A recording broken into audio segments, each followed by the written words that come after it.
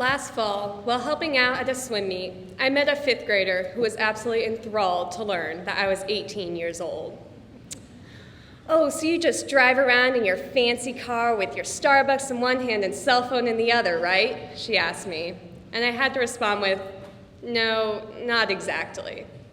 I drive a Honda Accord and still say small instead of tall while ordering my coffee." "Okay," she said, "so you're a bit more of a Hermione. Always studying, but still cool. Do you at least have a boyfriend?"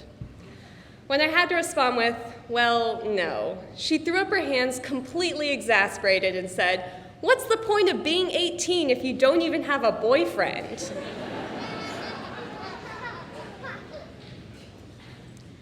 Right now, adulthood seems to be on the other side of a glass wall.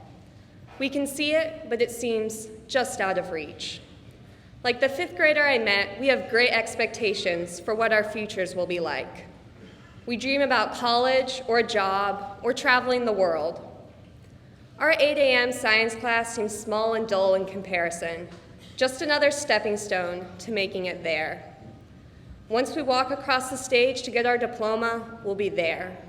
Or once we make it through 4 years of college, we'll be there. And I know what you may be thinking. Yeah, I know where this is going. We're already there, live in the moment, etc. And maybe it is a bit cliche, but that doesn't diminish its importance. The writer Annie Dillard reminds us, how we spend our days is, of course, how we spend our lives. Our lives aren't going to start when we go to college or start our job or wherever we might end up. Our lives have been going on for 17, maybe 18 years. All of our days spent reading books or playing sports or waiting in line in the cafeteria weave together to create the blanket of days called life. And the only way we can make our lives count is by being intentional about these moments. So what does it mean to live an intentional life? It means to analyze what we do and why we're doing it, and why we choose not to do what we don't do. It doesn't mean you always have to be doing something great. The only requirement is that you take the time to consider how you are choosing to spend your moments. The poet Audre Lorde observes that the unintentional are those who do not wish to guide their own destinies. If we fall into the pattern of letting life happen to us, then we are relinquishing the already small amount of control we do have in our lives. In Thornton Wilder's play Our Town, a character who has died has the chance to go back and relive a day in her life. She is advised to choose an unimportant day because, as other dead characters claim, every day is meaningful. While watching the mundane activities of her mother making breakfast and her father talking about work, she is overcome with emotion. "Just for a moment, we're all together," she exclaims. "Let's really look at each other. Do human beings ever realize life while they live it? Every minute." Even our most unimportant moments are saturated with the miracle of existence.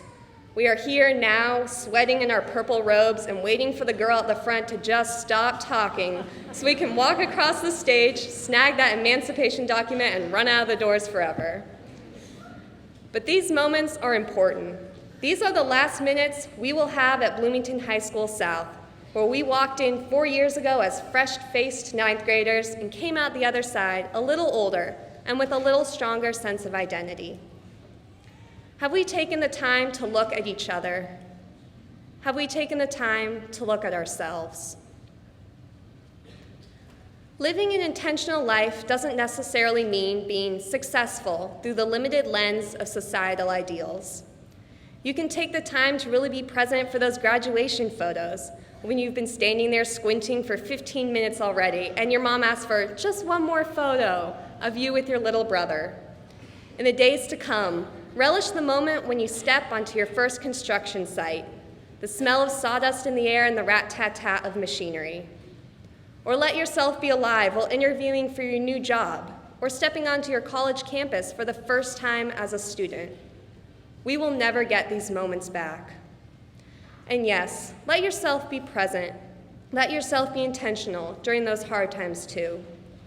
The difficult moments are no less important in determining who we are and how we want to shape our lives. We've made it this far. We have our hopes, our dreams. We're still idealistic youths ready to go out and make change. But let's not fall into the pattern of looking to the future so much we forget to live in the present. Let's not fall into the trap of thinking that our best days are always ahead of us. The only days we know we have for sure are the days happening right now. So today, let's make the commitment to live intentionally, to spend our days in the way we want to shape our lives. Congratulations, and best of luck to you all.